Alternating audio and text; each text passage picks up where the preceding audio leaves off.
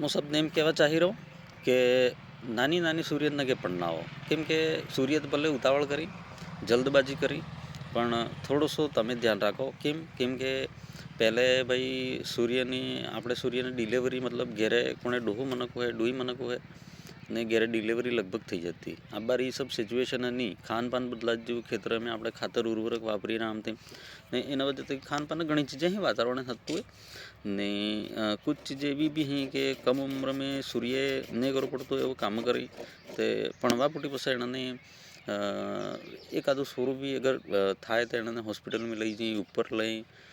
Refer કરી ઘણી સમસ્યા આવીને એક સોર થવા પૂટી બી એને શરીરનું મતલબ ઠેકાણું જ નહીં રહેતું હોય. કેમ કે કમ ઉંમરમાં જવડા એને શરીરનો વિકાસ થાય એના ટાઈમમાં તો એ શાદી કરીને સોરો પેદા કરે